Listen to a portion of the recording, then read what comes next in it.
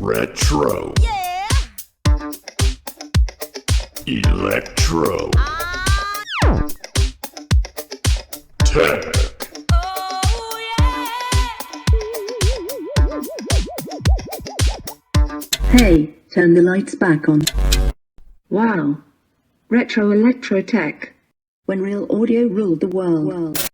Well, hello there everyone. This is Retro Ernest of Retro Electro Tech. And you can see I have various parts and pieces laid out here. I have everything staged for reassembly. The stuff that I still have to, get back on board this unit.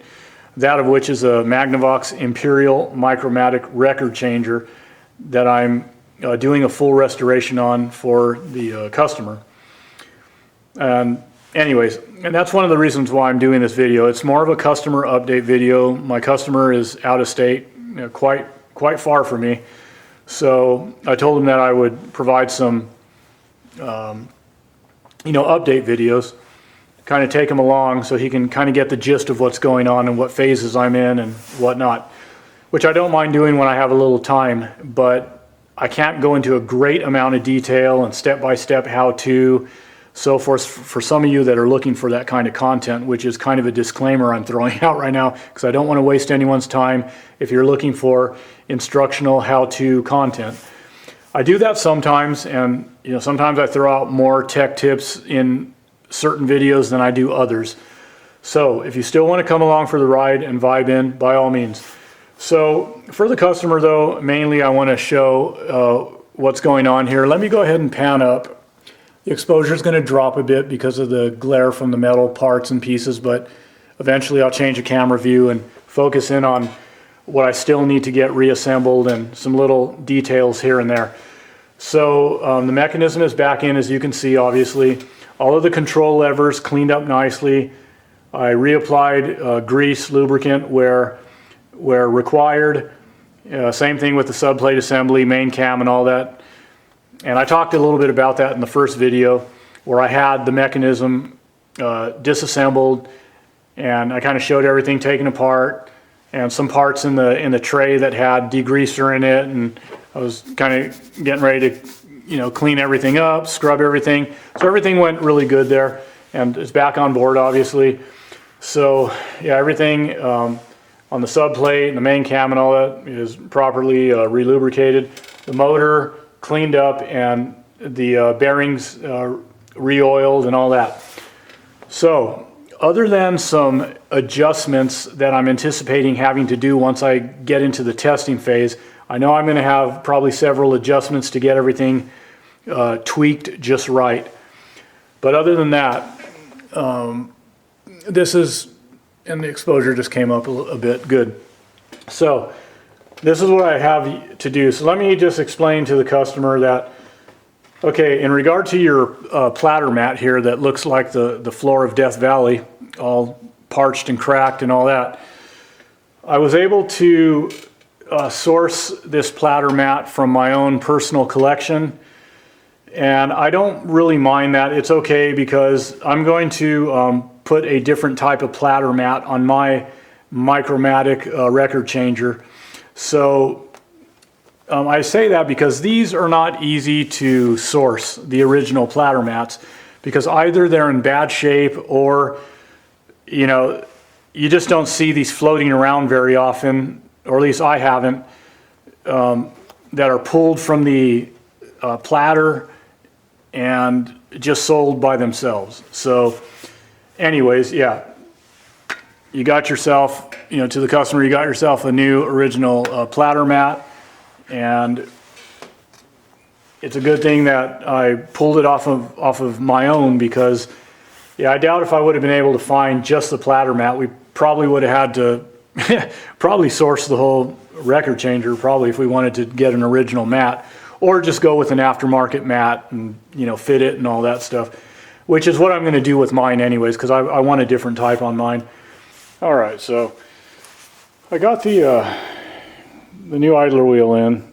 It's been re-rubbered. The drive wheel was fine. The rubber on it's still pretty good, so I'm leaving well enough alone there. And I just need to again, clean and or just check the contacts of this muting switch, clean them as needed, and get that back on board. So these are the things obviously that I need to get back on board. And then the tone arm is probably going to be a little bit more involved, because I had to end up making that mounting plate.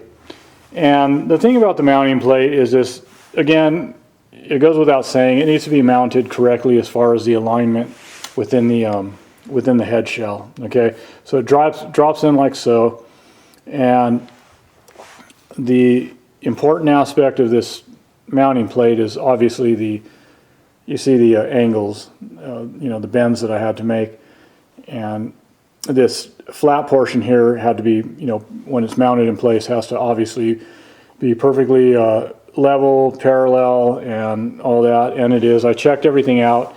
That's kind of what I had to tweak around, and I left this hole a little bit larger. I drilled this hole a little bit larger, both mounting holes front and back, because I wanted to be able to fudge these, to the left, to the right as needed, just kind of pivot a little bit so that I could adjust the yaw angle of the cartridge, okay? So that's important, so as when the tone arm sets down on the vinyl, that the stylus is riding in the groove without being tilted a little bit one way or the other. Same thing with the roll angle, although as long as this is nice and flat, and it is, and it's not tweaked one way or the other. In other words, there's the yaw angle, the roll angle, and then pitch up and down. Okay, so the roll angle isn't too much of an issue, but it would have to be bent out of place pretty bad to have a tilt to it. But it's mainly that yaw angle and the pitch, making sure that the way this is bent, shaped, that it's nice and parallel, nice and flat. It's running parallel with the head shell inside. And the purpose of this mounting plate, why it's so important, is because by the time this little mounting adapter, which when it's mounted in place is going to hang over just a little bit, which is normal, that's fine, that's the way it's supposed to be. When that's all mounted in place, if I can hold it steady, when it's all mounted in place, what's going to end up happening is that the spacer here is going to be glued to the actual cartridge itself. The cartridge is here, okay? It's going to be glued, it's going to be roughened up and glued to the cartridge, and then dropped in here, mounted in here, and kind of locked in place. So once this is all situated, dropped into the head shell, that's going to bring the cartridge out enough. So the reason why this is bent the way that it's bent, the angle that you see, is so that it stands proud a little bit of the bottom of the head shell and raises the cartridge up and out of the head shell enough to where it's not recessed down in there too much. So that was the importance of this mounting plate, and it was missing originally from the tone arm, from the head shell. So not that it was difficult to fabricate a little piece of metal like this, but it was just tweaking the angles and getting everything getting everything measured right. And like I said, I wanted to deliberately make the holes just a little bit bigger than the screws, so that when once I drop the nut in place and tighten everything down and all that, and everything will be nice. It'll be nice and ready to kind of tweak around a little bit to get the angles right and have a little bit of, again, adjustability, so I could fudge it a little bit one way or the other. So you kind of get the point there. So that's that, and of course I'm going to string new tone arm wire through. So there you go. There's that.